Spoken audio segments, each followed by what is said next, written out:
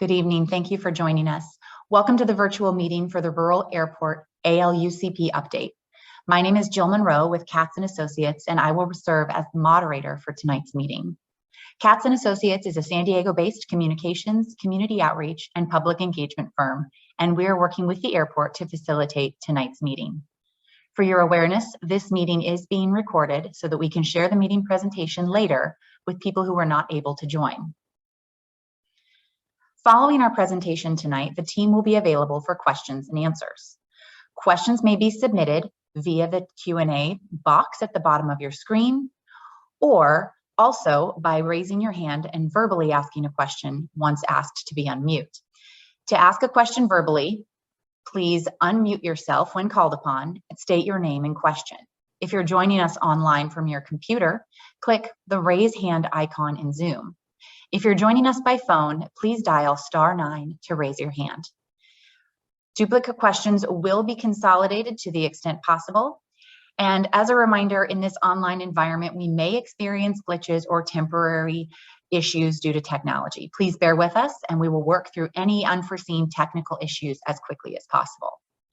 From the viewers' participation, if you experience any technical difficulties this evening, tech support is available by phone and email, as you can see on your screen.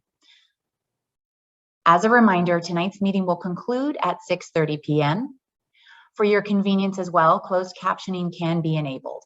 That can be found at the bottom of your Zoom screen. With that, I will turn things over to the airport team and to Ralph Redmond to begin tonight's presentation. Ralph? Thanks, Jill. Well, good evening, and thanks for attending the Rural Airport's Airport Lanes Compatibility Plans Update meeting. I'm Ralph Redmond. I'm a manager in the Airport Planning Department with the San Diego County Regional Airport Authority, and I help oversee our land use compatibility planning efforts. For some of you, this actually may be your second meeting. Back in 2020, we did conduct our first round of outreach meetings with in-person meetings in Borrego Valley, Fallbrook, and Ramona right before the pandemic hit. And I must admit, due to that, this has thrown off our schedule a little bit as we had to adjust to our new working environment, working primarily from home. However, during this time, the draft Airport Lanes Compatibility Plans, or ALUCPs, have remained on the project website for public review and comment.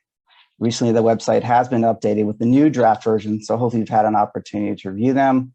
But if not, we'll walk you through what to expect tonight.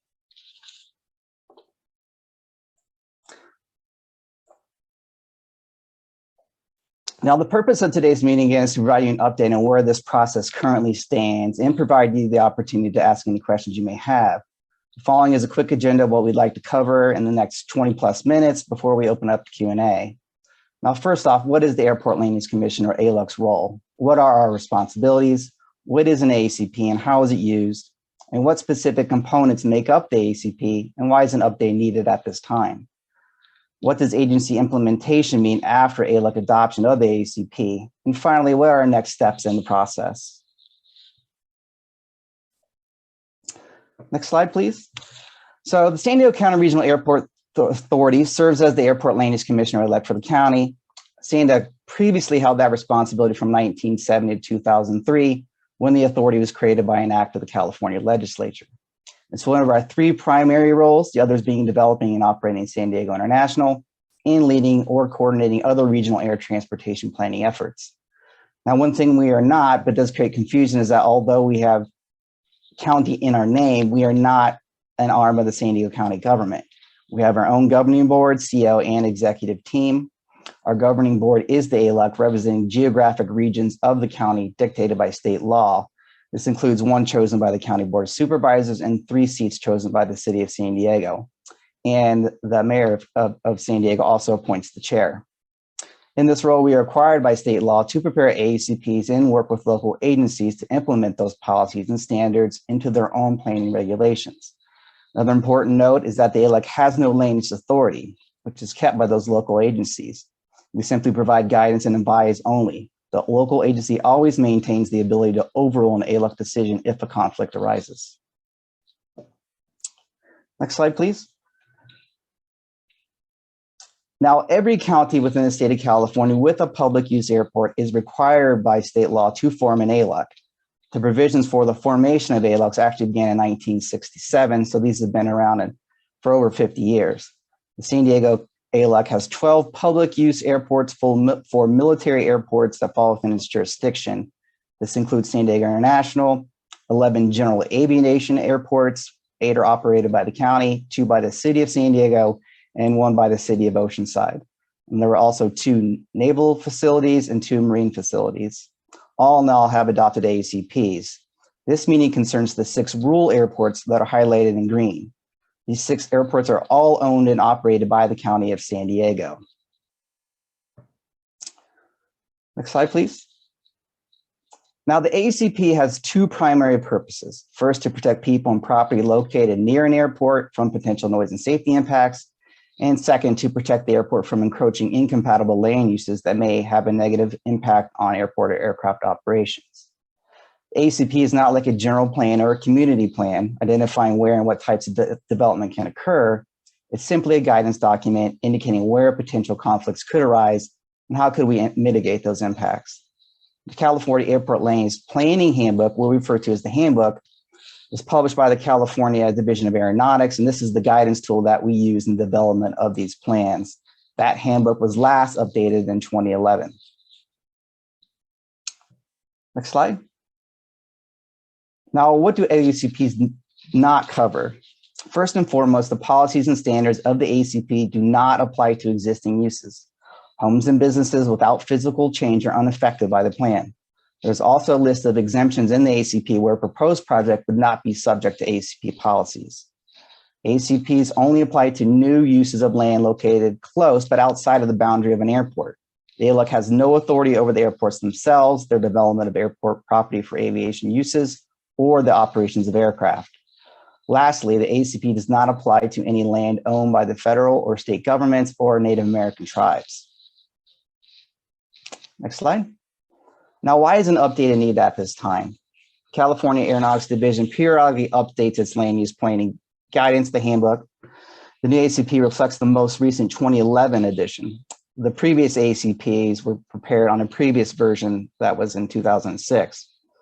Also, governing statutes specify that 20-year horizons for forecasts be used in the development of the ALUCP. However, aviation activity changes can occur more frequently, necessitating adjustment to the noise modeling in their corresponding noise contours to reflect updated forecasts. In fact, the 2006 ALUCP assumed pronounced levels of activity growth that did not occur. Operations actually declined at almost all the rural airports, but we are starting to see a little bit of an uptick in operations at general aviation airports throughout the country. So we'll keep an eye on that.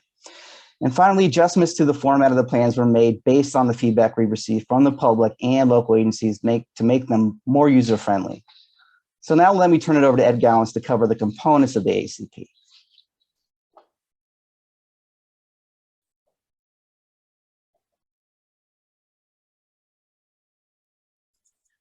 Good evening. So you may be asking, what exactly is an Airport Land Use Compatibility Plan, or ALUCP? An ALUCP provides land use guidance to permitting agencies like the County of San Diego for new development, not existing uses near airports. We're going to emphasize this point several times in this presentation. Existing homes and businesses without physical change are unaffected by ALUCPs. An ALUCP consists of 4 different compatibility factors: overflight, airspace protection, noise, and safety. We'll go into a little more detail about what those mean. The outer perimeter of all 4 compatibility factors collectively constitute the Airport Influence Area, or AIA. And state law requires that those offering residential property for sale or lease within an AIA to disclose that airport proximity. Overflight is created by those areas for which we have flight tracks available, and the county may require recordation of an overflight notification for residential properties within an overflight area.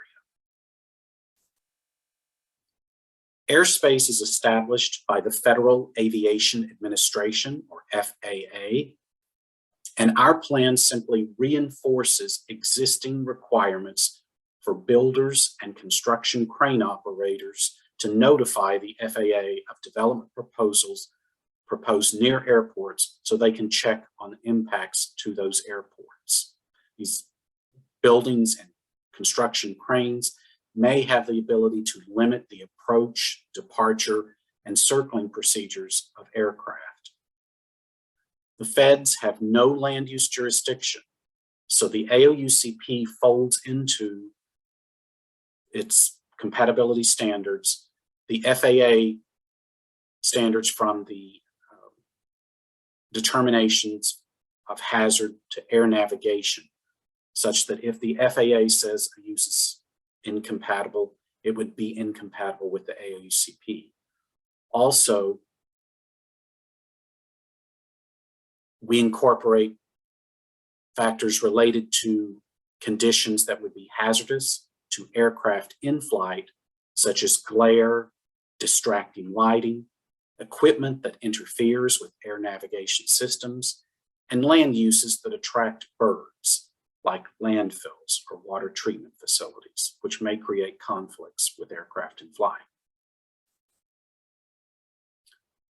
Noise is based on contours developed from airport operations and fleet mix models over a 20-year horizon as dictated by the California Handbook.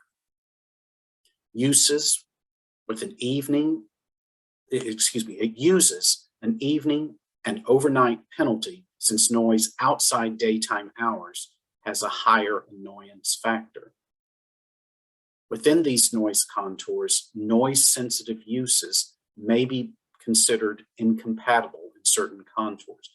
Such noise-sensitive uses would be residences, schools, hospitals, environments that involve sleeping settings. Finally, perhaps the most astringent compatibility factor is safety. Safety zone shapes are based on historic accident data points that have been plotted around airports nationwide, and then geometrically circumscribed those point clusters within shapes based upon risk proximity to the airport runway.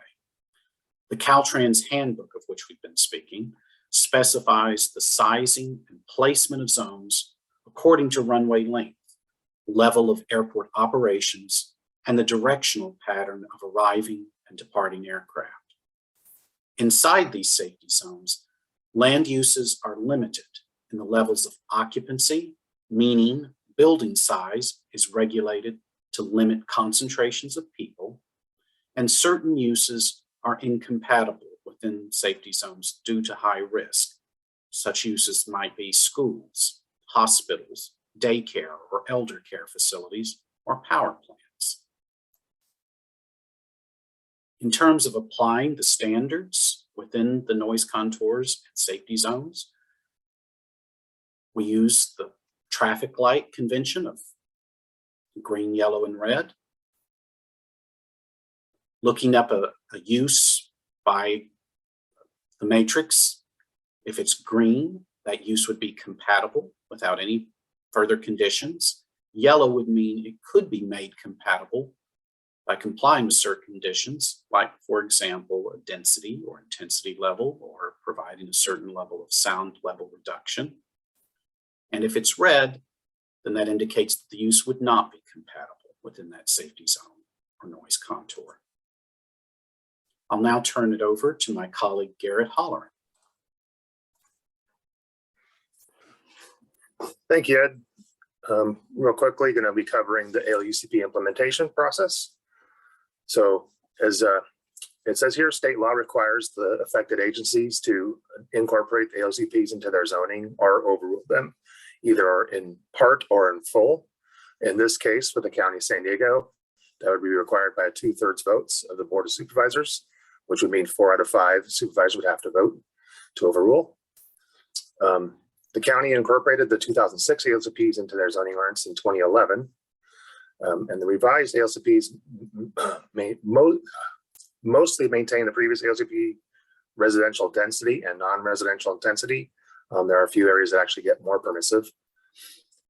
And our conclusion is the county does not need to fully re-implement, but incorporate these new ALUCPs into their into their zoning ordinance. Next slide. This is kind of showing you the next steps. As previously mentioned, we had our first public meeting approximately 2 years ago. This has been a multi-year process. I'm holding the next public meeting today. The next step from this would be in front of the Airport Land Use Commission. Again, our Airport Authority Board will have a full ALUC public meeting. Let's see. After that, we're hoping that the ALUC will adopt the ALUCPs. Then we will begin working on finalizing and filing the CEQA documentation. And then it will go for the agencies to either implement or overrule, as mentioned before. And next slide. So I'm going to turn it back over to Jill. Thank you, Garrett. With that, we can begin the Q&A portion of our meeting tonight. As a reminder, questions can be asked in the Q&A box at the bottom of your Zoom screen, or you can choose to raise your hand to ask a question verbally. If you would like to ask a question verbally, please, once when called on, unmute yourself and state your question. If you're joining us online, you can do that by clicking the raise hand icon in Zoom. If you're joining by phone, please dial *9 to raise your hand to speak. Again, if you have any questions or issues with tech support is available. You can call the number on the bottom of the screen or email directly if you have any questions as well. But with that, I think we'll go ahead and get started with our questions. A question that did come in from someone who was unable to join tonight's meeting. Will this meeting be available? Will this recording be available for folks who were not able to attend? Yeah, Jill, this is Ralph. We will post this on the website. We'll probably put it underneath the same web page that has the draft Airport Lanes compatibility plans. So you can expect that to be on the website as soon as possible. Perfect. And that information is also on our presentation, but for the audience, that is www.san.org/rural-airports. Moving on to another question. Following the process that Garrett outlined, where can individuals review the draft versions and compare that to the existing 2006 ALUCPs? Ralph, is that also on the website? Yeah, there's two separate web pages, actually. So there's the one that has the draft AUCPs, which you just rattled off, www.san.org/rural/airports. And there is the main Land Use Commission webpage. And underneath that main page, you can look at all of the adopted AUCPs. So for every airport, all 16 airports, they're all on there. Great, thank you. And yes, all of those web pages and information is also in the invitation from tonight's meeting, but we'll be sharing that as we conclude as well. Ralph, you raised a great point. Another question was asked about the frequency of ALUCP updates for the other airports in the region. Does the ALUC have a plan for when, or a cycle for when other ALUCP updates will begin for other airports? Yeah, there is a process to it. Like I mentioned, all have adopted plans right now. So what we're mainly focused on is when an airport decides to update their master plan or their airport layout plan. All of our documents, all of our plans have to be focused on a 20-year plan that the airport sponsor prepares, not the Airport Lanes Commission. So for instance, a good example is San Diego International just got done with a master plan and the ALP update. So once they do that, that generally triggers us to update an AUCP. Now there is some, a lot of it depends on the amount of development they're proposing, but that generally triggers the need to update the AUCP. There's a lot of other airports that fall within our jurisdiction, I'll say, that have just completed master plans or ALP updates. McCollum Palomar is working through one currently. Montgomery Gibbs Executive just completed one. Brown Field just completed one. So we are starting to sequence them. I will say SDIA Senior International is likely the next one that we will update. Great, thank you for clarifying that, Ralph. Another question just about the process that Garrett highlighted some of the next steps. And can the public continue to provide comment on the rural airport ALUCP updates at this time? What does the process look like from now to the April 7 ALUC meeting? Yeah, the first thing I'll say is, we did go out for public review back in 2020, and these new AECPs, these updated ones, do reflect the comments that were received during that 2-year period. But individuals can still submit comments. We do have an email, alucpcomments@san.org, that anyone can go ahead and submit comments.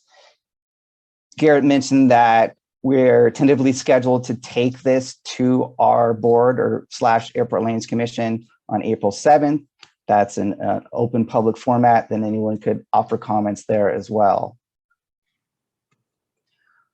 Great, thank you. So that public meeting on the 7th is a meeting of the ALUC, and that is another opportunity should there be comments received for the public to speak on these ALUC updates as well. That's correct. Great. With that, I will remind our audience, if you'd like to ask any questions, you're welcome to submit them in the Q&A box. You are also welcome to raise your hand. I know Ralph and I have read off a couple of important email addresses as well as websites. So if we could just move our screen to the next slide that has that information, that can be up and available for the public. So again, if there are questions or comments moving forward about these rural airport ALUCP updates, those questions can be delivered to alucpcomments@san.org. You can also review the proposed ALUCP updates on the San Diego Airport Authority's website at san.org/rural airports. All right, with that, I will do another call for questions.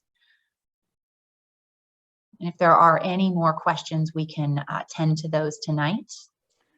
Yeah, I know we gave a more general presentation. If anyone has any comment or questions about a specific airport, just let us know. We can address those. We have figures that we can share as well. So please don't hesitate to chime in if you do have specific questions about an airport.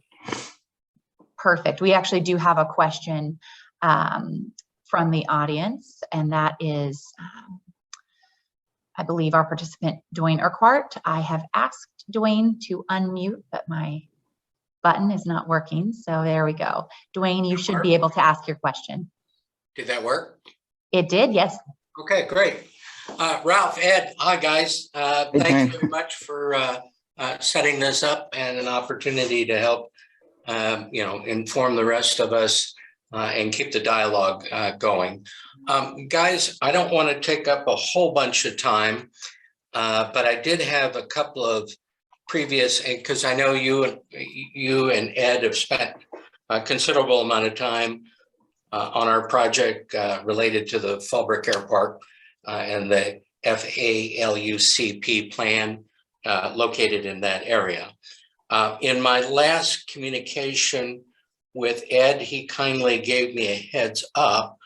About a year or so ago, the ALUC staff was proposing to address or adjust the offsite safety zones to the Caltrans standards, which are, generally speaking, a shorter length offsite from the airport. It is my understanding that Fallbrook or someone connected with either the board or maybe perhaps staff has recommended keeping the longer safety zones that exceed the Caltrans standards. Can you spend a couple of minutes explaining the rationale? Yeah, we can. It'll actually be good to pull up the Fallbrook safety zone exhibit if you have that, Jill. And I'll ask Garrett to chime in here as well. essentially what happened was, we always start with the template that the handbook gives us. And then we work with the local airport sponsor to see if there are any characteristics at that airport where we should tailor a zone in a specific way. And what happened at Fallbrook is because the length of the runway is so short, it's only 2,000, I think, Garrett, correct me if I'm wrong, again, chime in here, is all, it's short. So what has happened is that the touchdown point on that runway is much closer to the runway end. And Garrett, I'll turn it over to you to kind of walk through that a little more detail. But the issue is that when aircraft are on approach to Fallbrook, they're at a much lower altitude, closer into that runway end. Yep, that pretty much exactly covers it. So the template that we originally had looked at that Caltrans has for, and they do have it by the length of runway. So this would have been a short general aviation runway is the description in the Caltrans handbook. It actually has aircraft landing at 1,000 feet down the runway, because that would be typical for, in that case, a 4,000-foot runway. Again, because Fallbrook Airport is extremely short at 2,160 feet. The way it's set up at Fallbrook is the airport, or the aircraft are pointed to land 500 feet down the runway. That's where the lighting system directs the aircraft to land at the touchdown zone. When you factor that in, that actually makes them lower and land a little bit sooner than that template. That actually moves the runway, the safety zones back about 500 feet. That difference between 1,000 and 500. And as you remember, that's exactly where the zones were in the 2006 ALUCPs. So we're basically taking information we didn't have at the time from the operator, this information about where the aircraft are landing and that the characteristics of them landing, and that's why the safety zones are staying where they're currently adopted. Yeah, Garrett made a key point there, because the actual navigational aid that they use there, that's called a VASI, is actually pointed at that 500 feet from the runway in. We did not have that information prior to the county submitting that to us. So that's really kind of what sealed the deal as to whether or not to keep it at that location. Can you guys still hear me? Can I have a follow-up? A couple of other follows up. I was on the actual citizens board working with the Fallbrook Airport Advisory Board when we were working at moving the runway, lengthening it and moving the runway to address the issue. And I know we submitted, and to the best of my understanding, the FAA actually approved moving the runway to the south, about 240 feet, I think. And the problem, I guess, is the issue was not the FAA approval, but securing the funding for that move to occur. Is that consistent with what you all believe is the situation at this time? Yeah, we can't speak for the county, but though both that translation of the runway 240 feet to the south is on their adopted ALP. So that would indicate that it's still a possibility. Now, whether or not the funding is what's hindering that, I don't know. I don't know if that movement of the runway has been through the environmental process either.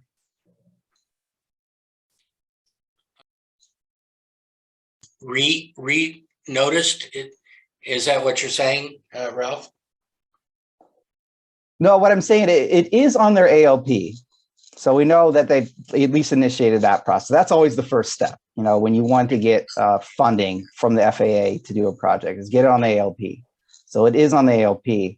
What we don't know is whether or not that project has been taken through the environmental review process, both under California Environmental Quality Act or the National Environmental Policy Act, because FAA funding is going to be involved in it, most likely. So we're not clear on the status of that. So that would be the next step, is to get it to the environmental review process. And then it would be dependent upon whether or not, I guess, the FAA would want to fund that project or not. While we're on the subject of environmental review, when the FALUC was originally adopted, was there CEQA was CEQA performed, a CEQA analysis performed during that adoption or prior to the adoption? Yes, that would have been required. Let me turn it over to Ed because you may not know the extent of that analysis under CEQA that was done for Fallbrook.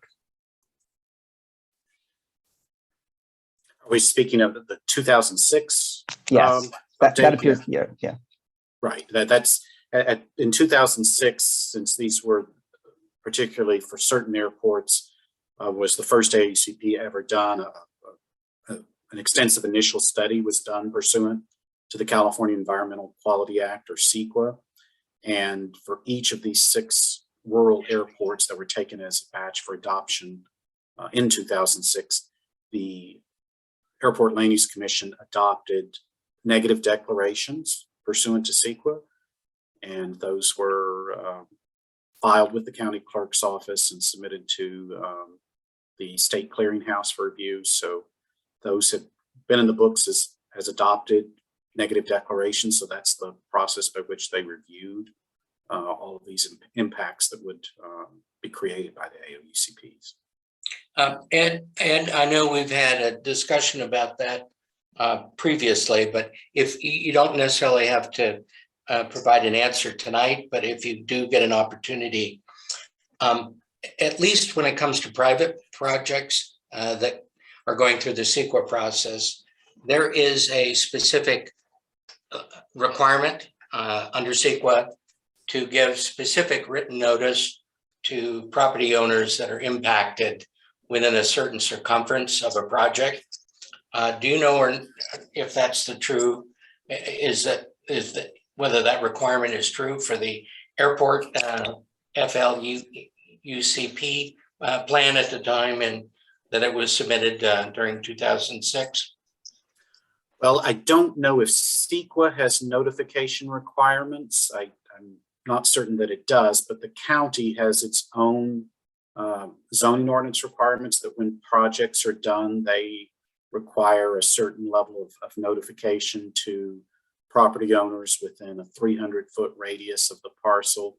And furthermore, a minimum of 20 unique property owners. So if there's not 20 separate unique individual property owners within that 300-foot radius, you have to keep going out even further distance until you have noticed at a minimum of 20 people. So that's the procedure that the county uses for its private development projects.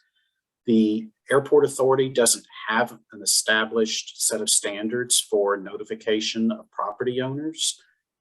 So it's my understanding that in 2006, they worked through the local planning groups to establish the community contact, that the Fallbrook Community Planning Group was a participant in the Airport Land Use Compatibility Plan Technical Advisory Group, or ATAG, as they called it, to develop the plan. So that was how they incorporated public involvement at that time.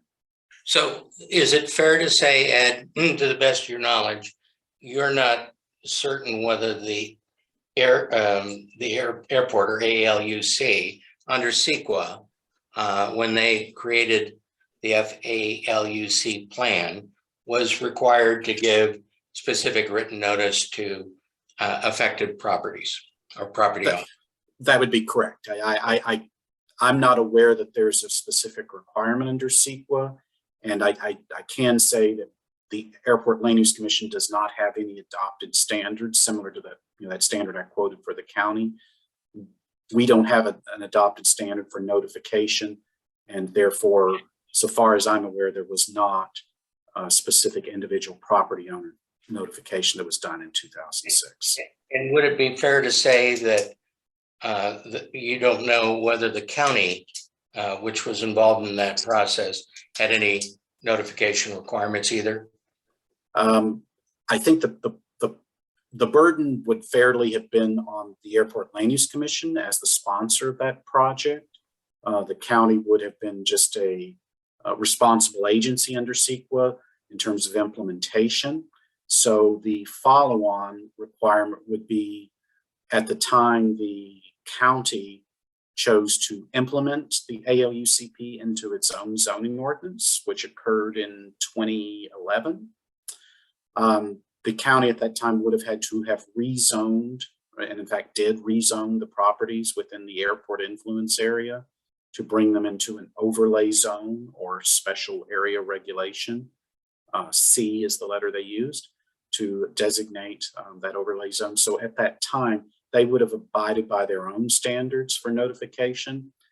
I don't want to speak for the county necessarily, but I believe that in instances when it involves much larger swaths of land than a typical development project that has that 300-foot radius and 20 unique owners, they can use more broad means of media outreach and newspaper advertisement, planning group notifications. There's some other instruments that they would use rather than individual property owners, so far as I know. And you may want to, if you want more detail on that, you might have to verify that with the county. Thanks. I just have a couple more questions, guys. Sure, Dwayne, and just a point of clarification for the noticing for the rural airport ALUCP updates that did begin in 2020. All impacted residents and businesses were provided outreach via direct mail ahead of the first public meeting in 2020. So those stakeholders were re-invited to this conversation tonight, just in terms of noticing for this conversation. Please go ahead and ask your next question. Ed, or to Ralph or Gary, in the FALUCP plan, there's also I'll call it a requirement or provision that requires the county, and I believe the ALUC, to study infill and what would be appropriate for either areas or projects to be designated as infill prior to the adoption of the plan. Do you know if any studies or any specific information was developed or created regarding infill? Ed, sorry, I'll have to turn that back to you. I know that you've studied this before, so. Well, this would have the existing 2006 plans made provision for a special infill development policy. It was a very tight standard whereby there were only certain safety zones in which that could be done, and only certain noise contours. And the parameters for it involved either the local agency at the time it implemented would have to designate properties on an infill map, and there were standards that associated with that, or on a project by project basis, it could meet certain criteria related to infill as well. Probably more detailed than we could get into this meeting. We can certainly provide those details offline if you need it. But I can say that, for example, with the project of concern to you, the Pepper Tree Units 9 and 10 project, a good portion of the property was within Safety Zone 2, and that was one of the safety zones that was precluded specifically by the plan from using the infill development policy. So that's not an alternate means that was available. I can say that at the time, and I just remember this just off personal recollection, at the time the county chose to implement the ALUCP in 2011, county staff had verbally indicated to us that they may pursue doing an infill map whereby they would designate large areas to be infill if they met the criteria in the plan. And like I said, there are performance standards. I'm really talking about in a very high level. It had to be more than 65% of the area had to be developed with uses that were incompatible in order for us to concur with that infill map. They had indicated they may choose to do that, which is their prerogative to do. At this time, we never did receive an infill map from the county subsequent to that 2011 action. I can't speak to if they just decided they didn't need it, or if they just changed staff, and what the circumstances have been. I can't speak to that. but I do remember that the commission's determination in 2011, they did make provisional allowance for subsequent referral of an infill map should the county choose to send one to us. And we would certainly take that to the commission for consideration if they did, even today. All right, I only got two more guys, so thank you for your time. I appreciate it. Ed or Ralph, do you know whether or not when the plan was being adopted under the Public Utilities Code section 21674, how far back they went in evaluating whether a project that had zoning that was previously devoted to incompatible uses with the current FLUCP, but compatible with the prior plans, whether how far back they looked in terms of what kind of zoning existed? I don't know, Ed, if you I would not know the answer to that. I was not I'm part of not that sure process. that I'm not sure that I understand the question. Oh, Ed, let me help out. It was probably a question. Sorry. No, it just the Pepper Tree, I'm speaking specifically to the Pepper Tree project. The Pepper Tree project was completely zoned RR2, which is residential zoning over the entire project before the general plan and specific plan were adopted. You know, again, if I'm reading the Public Utility Code properly and all, the question is raised, and I don't know whether it was researched or not, whether the ALUC actually had jurisdiction over projects and land uses that were currently deemed under the prior plans compatible, but incompatible under the current 2006 plan. It's page 1.1.-2 of the FLAUC document. If I understand the question properly, I think you're asking about properties that may have had a specific zoning in place prior to the adoption of the ALUCP. That is correct. Okay, so what extent was that evaluated? Yes. I don't know. I wasn't on Airport Authority, Airport Land Use Commission staff at the time these were done, so I don't know to what extent that was taken into consideration. I can say that the plans made provision for vested rights.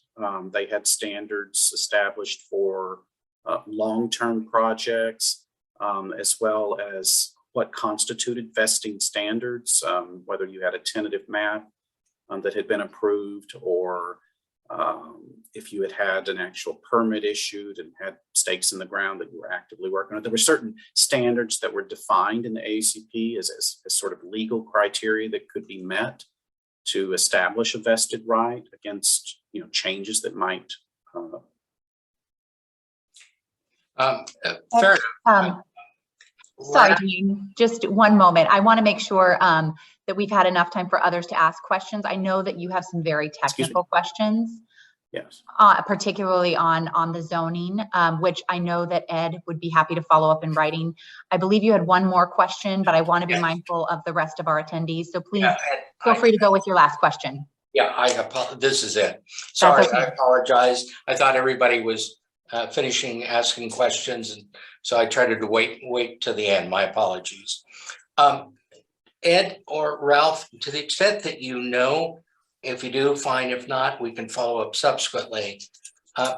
Abrogation easements have been identified as mitigation for projects that are under impact from, if you will, airport plans. Do you know or have any experience with how abrogation easements factor in to the overall analysis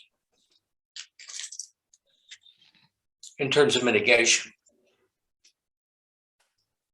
Well, the only time that the abrogation would apply under the ALUCP is within certain noise contours, or where the FAA comes back with a determination that the structure has to be marked or lit.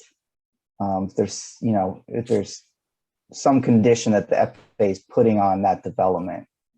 I'm not sure if that answers your question, but that's the only times that we have a navigation come into play. That's fine. Guys, actually this exercise just kind of helps me, follow up with you on some of the questions. I just wanted to give you a heads up on some of these items, and I appreciate you giving me the time. I'll follow up with you subsequently. And thanks again for the opportunity. No problem, Dwayne. You have our email, so yeah, just if you have other questions, just don't hesitate to submit them. I know where to track you down. Thanks. Perfect. Thank you so much, Dwayne. And thank you for everyone who have submitted questions at this time. I'm going to ask as we share our screen with our final slide that does have important contact information. We are approaching the end of our time tonight, but with the remaining time, wanted to make sure to do one last call for any other questions. And I believe that concludes the questions that we have. We'll just get our screen shared back with the contact information for follow-up. Perfect. So as was mentioned several times tonight, this meeting has been recorded. This meeting will be placed on the ALUC website, which belongs on the SAN.org site. Additionally, if you have any follow-up questions or comments, those can be sent directly to alucpcomments@san.org. With that, Ralph, I'll turn things back to you if there are any other final closing comments before we conclude tonight. No, I would just, really appreciate everyone who's able to attend. This has been a long process, as we noted, starting back in 2020, even before that. So again, really appreciate it. If people do have additional comments, please don't hesitate to submit those to us. And again, the plan is to take this into the Airport Lands Commission on April 7th. But I would just watch we do post prior to the meeting, what agenda items are on there. So if there is some kind of change to that, then that'll be posted on that notice. Perfect. Thank you, Ralph. With that concludes the Rural Airport ALUCP update virtual meeting tonight. Again, this meeting will be shared on the website along with the notification for when the ALUC board meets on April 7th. With that, thank you again for your time. Thank you for your questions. Have a good evening.